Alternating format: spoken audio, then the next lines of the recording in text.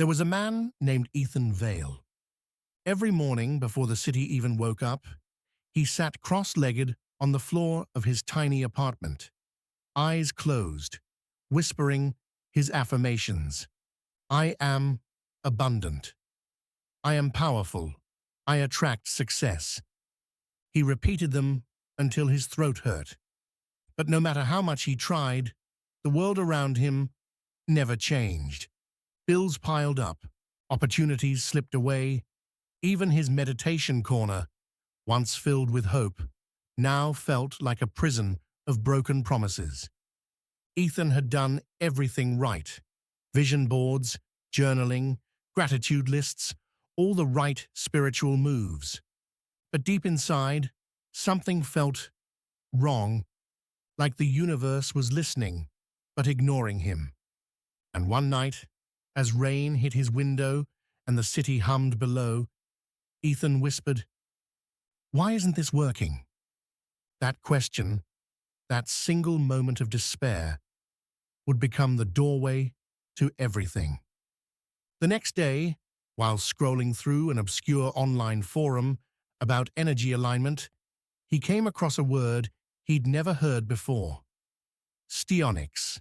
It wasn't a book or a philosophy, it was described as a hidden rule of how the mind truly interacts with energy. According to Stionyx, affirmations and manifestation fail not because we're lazy, but because of a war, a silent one, between what we say and what we believe. Our conscious mind says, I am abundant, but our subconscious whispers, I don't deserve it. Those two frequencies collide and cancel each other out. That night, Ethan couldn't sleep. Was this why he'd been stuck for years? Was he sabotaging himself from within? He needed to know more. Buried in the Stionyx writings, Ethan found something unusual, a method called imaginary proxy alignment. It sounded strange, even absurd, but he decided to try. Instead of saying affirmations for himself, he was told to pick someone he admired, real or imagined, and visualize them living his dream.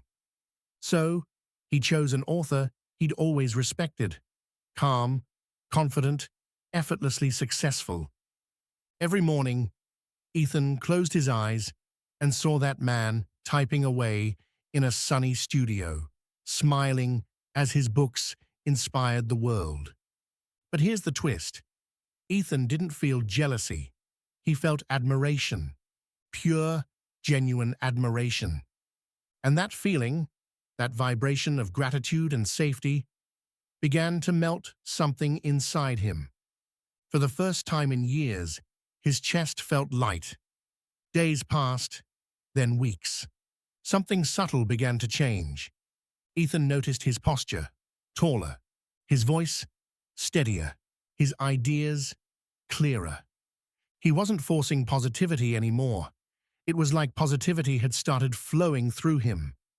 And soon, life responded. An old contact reached out about a freelance project. Then another. Within a month, Ethan was earning more than he had in the past year combined. He couldn't explain it logically, but inside, he knew.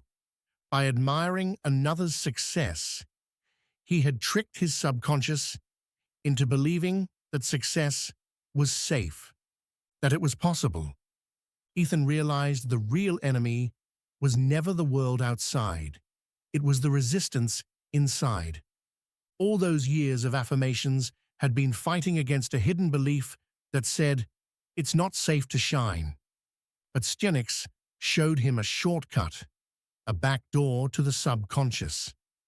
The imaginary proxy removed his ego from the equation.